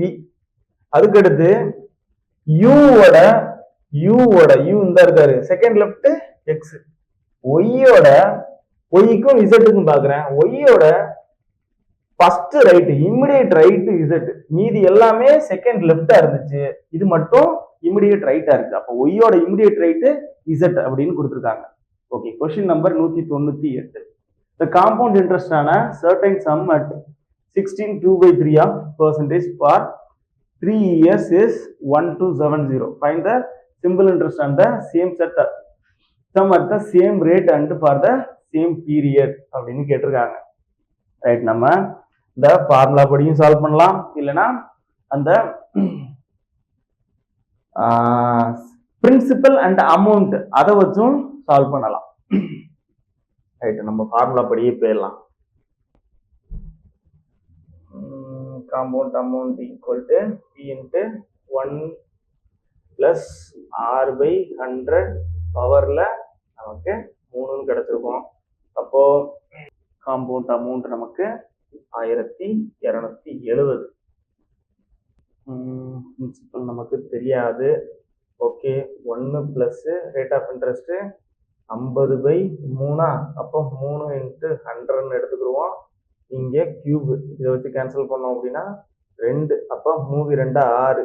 அப்போ 6 6 + 1 7. அப்போ பி 6/6 7/6 1270 7 கியூபா. ஸோ இந்த இடத்துல அப்ப என்ன பண்ணுவோம்? டி இன்ட்டு 7 கியூபு நமக்கு 343 டிவைடட் பை 6ஓட கியூபு 216. ஓகே, இங்க நம்ம என்ன பண்ணிருப்போம்? Compound interest equal to, compound interest தானே, காம்பவுண்ட் அமௌண்ட் கிடையாது, காம்பவுண்ட் இன்ட்ரெஸ்ட். அப்போ மைனஸ் பி அப்படின்றது வருவாப்ல, இந்த side minus P. So minus P அப்படின்றது வருது. அப்போ இதை நான் ஃபர்தரா இன்னும் இது பண்ணேன் அப்படின்னா என்ன கிடைச்சிருக்கும்? 1270. ஸோ இந்த இடத்துல இப்போ 343 பி டிவைடட் பை, இந்த இடத்துல டிவைடட் பை 1 இருக்குன்னு வச்சுக்குவோம், டிவைடட் பை 216 மைனஸ் பி அப்படின்னு இருந்திருக்கும். அப்போ இந்த இடத்துல நான் என்ன பண்ணுவேன்? கிராஸ் மல்டிப்ளை பண்ணுவேன். அப்போ 300 இந்த இதுல இருந்து மேல எடுத்துக்கிறேன். 343 P minus 216 P divided by 216 equal to இங்க 1270. ஓகேவா? ரைட். இப்போ இதை இன்னும் ஃபர்தரா கேன்சல் பண்ணோம் அப்படின்னா 343ல 216 போச்சு அப்படின்னா 127 டி. இங்க 216ன்றது அப்படியே இருந்திருக்கும். அத இங்க நான் என்ன பண்ணுவேன் அப்படின்னா இதை வச்சு இதை அப்படியே கேன்சல் பண்ணிடலாம். கேன்சல் பண்ணிட்டோம் அப்படின்னா 2160 அப்படின்னு கிடைச்சிருக்கும். சரியா? அப்ப பிரின்சிபல் ஈக்குவல் டு 2160. ஓகேவா? அப்போ 2160 ரூபாயில இருந்து அப்படியே interest, same rate of interest, year எல்லாத்தையுமே போட்டு அப்படியே சால்வ் பண்ண வேண்டியதான். நமக்கு பிரின்சிபல் தெரியும். 2160 இன்ட்டு ரேட் ஆஃப் இன்ட்ரெஸ்ட் எவ்வளவு? 50/3 இன்ட்டு 100 போட்டுக்கிறோம். ஓகே, 100 இன்ட்டு 3 இயர்ஸுக்கு போட போறோம். அப்போ இங்க 2 0க்கு 0 0 கேன்சல் பண்ணிடலாம். 3 வச்சு இங்க அடிச்சிடலாம். அப்போ 5000 30 5000 30 மீதி 3 4 5 8 2 10. அப்போ 1080 ரூபாய் நமக்கு தனி வட்டி கிடைக்கும். 1080 ரூபாய். அது ஃபர்ஸ்ட் ஆப்ஷன்ல இருக்கு. கொஸ்டின் நம்பர் 199 என்ன கொடுத்திருக்காங்க அப்படின்னா, ஒரு நாளைக்கு எத்தனை முறை கடிகாரத்தின் முட்கள் நேர்கோட்டில் இருக்கும் அப்படின்னு கேட்டிருக்காங்க. ஸோ கடிகாரத்தின் முட்கள் வந்து நேர்கோட்டில் இருக்கிறது அப்படின்னு பார்த்தோம் அப்படின்னா, இந்த கோயின்சைடா இருக்கிறதும் நேர்கோடு தான். அதாவது நிமிடமுள்ளும் மணிமுள்ளும் ஒரே நேர்கோட்டில் இருக்கும்ல, அதாவது மேல ஒன்னு மேல இருக்கும். இப்போ 12 மணிக்கு மேல ஒரே மாதிரி இருக்கும்ல, ஸோ அதுவும் நமக்கு நேர்கோடுன்னு தான் சொல்லுவோம். அதே மாதிரி ஆப்போசிட் டு ஈச் அதர், மணிமுள்ளும் நிமிடமுள்ளும் நேர்கோட்டை உருவாக்கும், ஆப்போசிட் டைரக்ஷன்ல இருக்கும். சரியா? இதுவும் நேர்கோடுன்னு தான் சொல்லுவோம். ரைட். இப்போ இந்த கோயின்சைடானது ஒரு நாளைக்கு எத்தனை முறை ஏற்படுத்தும் அப்படின்னா 12 மணி நேரத்திற்கு 11 முறை உண்டாக்கும். சரியா? இந்த கோயின்சைடானது 12 மணி நேரத்துல 11 முறை. அப்பன்னா 24 மணி நேரத்துல எத்தனை முறை ஏற்படுத்தும் அப்படின்னா 22 முறை. எப்படின்னு சொல்றேன். இப்போ இந்த கிளாக்ல ஆனது ஒரு கடிகாரத்துல 1 மணில இருந்து 2 மணிக்குள்ள கோயின்சைட் ஆனது ஒரு டைம் நடக்கும். அதே மாதிரி 2 மணில இருந்து 3 மணிக்குள்ள ஒரு டைம் நடக்கும். 2 மணில இருந்து 3 மணிக்குள்ள ஒரு டைம் நடக்கும். ஆனா இந்த 11 மணில இருந்து 1 மணிக்குள்ள 2 மணி நேரம் இருக்குல்ல, இதுக்குள்ள மட்டும் ஒரே ஒரு டைம் தான் கோயின்சைட் ஆகும். அது என்ன டைம் அப்படின்னா எக்ஸாக்டா 12 o'clock. சரியா? அதுல மட்டும்தான் கோயின்சைட் ஆகும். அப்ப 12 மணி நேரத்துல நமக்கு எத்தனை முறை இப்ப கோயின்சைடா இருக்கு? 11 முறை தான் கோயின்சைடா இருக்கு. அப்ப 24 மணி நேரத்துல 22 முறை கோயின்சைட் ஆயிருக்கும். ரைட், ஓகேவா? இப்போ இது மட்டும் கண்டுபிடிச்சிட்டோம். இப்போ ஆப்போசிட் ஈச் அதர் பார்க்கணும்ல, அதுவும் நேர்கோடு தான். அது எப்படி அப்படின்னா, இப்போ 1 மணில இருந்து 2 மணிக்குள்ள அப்படின்னு பார்க்கும்போது ஒன்னோட ஆப்போசிட்ல என்ன நம்பர் இருக்கு? 7 இருக்கு. அப்ப 1:35ல இருந்து 1:40க்குள்ள ஒரு நேர்கோட்டை உருவாக்கி இருக்கும். அப்ப 2 மணில இருந்து 3 மணி, 2 மணில இருந்து 3 மணிக்குள்ள ஒரு நேர்கோட்டை உருவாக்கும். 3 மணில இருந்து 4 மணிக்குள்ள ஒரு நேர்கோட்டை உருவாக்கி இருக்கும். 4 மணில இருந்து 5 மணிக்குள்ள ஒரு நேர்கோட்டை உருவாக்கும். ஆனா 5 மணில இருந்து 7 மணிக்குள்ள 2 மணி நேரம் இருக்குல்ல, அந்த டைம்ல மட்டும் ஒரே ஒரு தடவை தான் ஆப்போசிட் ஈச் அதர் வரும். எந்த டைம் அப்படின்னா 6 மணி. 6 மணிக்கு பார்த்தோம் அப்படின்னா கிளாக்ல இப்படி நிற்கும். சரியா? டைம் இந்த மாதிரி இருக்கும். 6 மணின்றது நமக்கு 5 மணில இருந்து 7 மணிக்குள்ள அந்த 2 மணி நேரத்துல ஒரே ஒரு டைம் தான் ஏற்படும். அப்ப 12 மணி நேரத்துல நமக்கு இதுவும் 12 மணி நேரத்துல 11 முறை உண்டாக்கும், நேர்கோட்டை உருவாக்கும். அப்ப 24 மணி நேரத்துல எத்தனை முறை உண்டாக்கும்? 22 முறை. அப்போ இதுல ஒரு 22, இந்த கோயின்சைடு ஒரு 22, ரெண்டையும் கூட்டணும் அப்படின்னா 44 முறை. 44 முறைங்கிறது நமக்கு தேர்ட் ஆப்ஷன்ல கொடுத்துருக்காங்க. ஓகேவா? ரைட். அடுத்தது கொஸ்டின் நம்பர் 200 என்ன கொடுத்துருக்காங்க அப்படின்னா, ஒரு நாளைக்கு எத்தனை முறை கடிகாரத்தின் முட்கள் செங்கோணத்தை ஏற்படுத்தும்? செங்கோணத்தை ஏற்படுத்துதல் அப்படின்றது வேற ஒண்ணும் கிடையாது. மணிமுள்ளும் நிமிடம் முள்ளுக்கும் இடைப்பட்ட கோணம் 90 இருக்கணும். அப்பனா 1 மணி நேரத்துல 2 முறை செங்கோணம் உருவாக்கும் நமக்கு. இப்போ எடுத்துக்காட்டுக்கு இப்போ 12 மணில இருந்து 1 மணிக்குள்ளேன்னு பார்த்தோம் அப்படின்னா நமக்கு 2 தடவை இப்ப கடிகாரத்துல இப்போ 12 மணில இருந்து அப்படின்னா இந்த மாதிரி ஒரு டைம்ல நமக்கு ஒரு செங்கோணம் உருவாயிருக்கும். அதுக்கடுத்து இந்த மாதிரி உருவாயிருக்கும். இப்படி உருவாகுச்சு அப்படின்னா 90 டிகிரி 90 டிகிரி நமக்கு ஃபார்ம் ஆயிருக்கு. சரியா? இந்த மாதிரி உருவாச்சு அப்படின்னா 1 மணி நேரத்துக்கு 2 முறை உருவாகும். அப்ப 12 மணி நேரத்துல எத்தனை முறை உருவாயிருக்கும் அப்படின்னா 2 மணில இருந்து 4 மணிக்குள்ள 2 மணி நேரம் இருக்குல்ல, 1 மணி நேரத்துக்கு 2 முறை. ஆனா 2 மணில இருந்து 4 மணிக்குள்ள 2 மணி நேரம் இருக்குல்ல, இந்த டைம்ல எத்தனை முறை உருவாயிருக்கணும்? 4 முறை உருவாயிருக்கணும். ஆனா அதுல 4 முறை உருவாகாது, 3 முறை தான் உருவாயிருக்கும். அதனால அந்த 2 மணி நேரத்துல நமக்கு 3 முறை. அப்போ அடுத்தது 8 மணில இருந்து 10 மணிக்குள்ளயும் செங்கோணமானது 2 மணி நேரத்துல 4 முறை உருவாகி இருக்கணும்ல, ஆனா 4 முறை உருவாகி இருக்காது, 3 முறை தான் உருவாகிருக்கும். அப்ப அந்த 4 மணி நேரத்துல நமக்கு 4 மணி நேரத்துல 6 முறை உருவாயிருக்கும். மீதி நமக்கு எத்தனை மணி நேரம் இருக்கு? 8 மணி நேரம் இருக்கு. இந்த 8 மணி நேரத்துல 16 முறை உருவாயிருக்கும். அப்போ டோட்டலா நமக்கு 12 மணி நேரத்துல 22 முறை உருவாயிருக்கும். அப்ப 24 மணி நேரத்துல எத்தனை முறை உருவாயிருக்கும்? பிளஸ் 22, அப்ப 44 முறை உருவாயிருக்கும். ஓகேவா? இப்ப ஒரு நாளைக்கு எத்தனை முறை செங்கோணம் உருவாச்சுன்னு கேட்டாங்க, 44 முறை. இப்ப 2 நாட்களுக்குன்னு கேட்பாங்க, ஒரு வாரத்திற்கும் கேட்பாங்க. அப்போ அந்த 24 முறையோட 24 மணி நேரத்துக்கு எத்தனை முறை உருவாகுதோ இன்ட்டு 7 போட்டுக்கணும், ஒரு வாரத்துக்கு எல்லாம் கேட்டாங்கன்னா. ஓகேவா? ரைட். கிளாக்கை பொறுத்தவரை ஈஸியா தான் இருக்கும். 3 டைப்ல தான் கொஸ்டின் கேட்பாங்க. Right angle, coincide, straight line, அதுக்கப்புறம் பேசிக் டைப், இடைப்பட்ட கோணம், அதுக்கப்புறம் ரிஃப்ளெக்ஸ் ஆங்கிள். இதை வச்சுதான் கொஸ்டின் கேட்பாங்க. ஓகேவா? தேங்க்யூ.